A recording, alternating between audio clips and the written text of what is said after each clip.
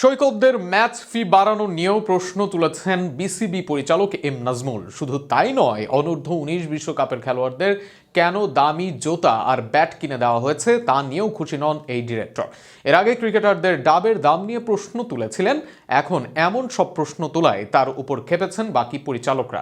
অনেক পরিচালকরাই রিজাইন দেওয়ার হুমকিও দিয়েছেন। ডেইলি স্টারের এই বিশেষ প্রতিবেদনে থাকা আরও চাঞ্চল্যকর তথ্য নিয়ে থাকছে প্রতিবেদন।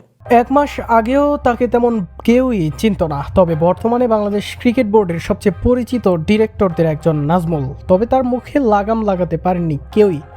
ক্রিকেটাররা চেষ্টা করেও ব্যর্থ। এবার তো বোর্ডের ডিরেক্টরদের বিপক্ষেও যা তা বলেছেন তিনি। আম্পায়ারদের বেতন বাড়ানো, জুনিয়র ক্রিকেটারদের দামি জুতা দেওয়াও তার কাছে সন্দেহজনক মনে হয়েছে। এখন টিভিকে দেওয়া সাক্ষাৎকারে আম্পায়ারদের ম্যাচ ফি বৃদ্ধিকে অস্বাভাবিক বলে মন্তব্য করে নতুন করে বিতর্ক উস্কে দেন তিনি। নাজমুল বলেন, 2 বছর আগে একজন আম্পায়ারের ম্যাচ ফি ছিল $700, এখন তা বেড়ে $2000 হয়েছে।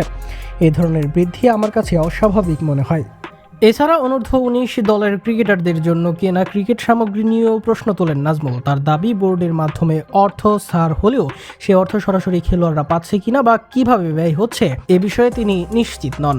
এই মন্তব্যগুলো কড়া প্রতিক্রিয়া জানিয়েছেন বিসিবির পরিচালকরা। আম্পায়ার্স কমিটির চেয়ারম্যান ইফতেখার রহমান মিঠু নিশ্চিত করেছেন, নাজমুলের বক্তব্য নিয়ে তাকে বোর্ডে প্রশ্নের মুখে পড়তে হয়েছে। মিঠু বলেন, তিনি বলেছেন আম্পায়ারদের ম্যাচ ফি অস্বাভাবিকভাবে বাড়ানো হয়েছে এবং অনূর্ধ্ব 19 ক্রিকেটারদের জন্য কেনা সামগ্রী নিয়েও প্রশ্ন তুলেছেন তিনি।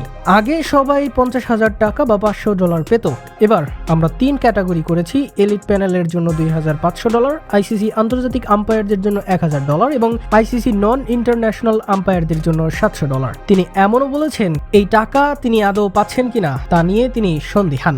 মিঠু আরও যোগ করেন, পিএসএল এর মতো লিগে এলিট আম্পায়াররা $4,000 পান। সেখানে দাঁড়িয়ে তিনি কিভাবে এমন মন্তব্য করেন তা বোঝা কঠিন। অনূর্ধ্ব 19 ক্রিকেটারদের জন্য জুতা বা ব্যাট কেনা নিয়েও তিনি প্রশ্ন তুলেছেন, কিন্তু তিনি বুঝেন না এই বয়সের খেলোয়াড়দের অনেকেরই এত দামি সরঞ্জাম কেনার সামর্থ্য নেই। মানহীন জুতা দিলে একজন প্রতিভাবান খেলোয়াড়ের ক্যারিয়ারই ঝুঁকিতে পড়তে পারে।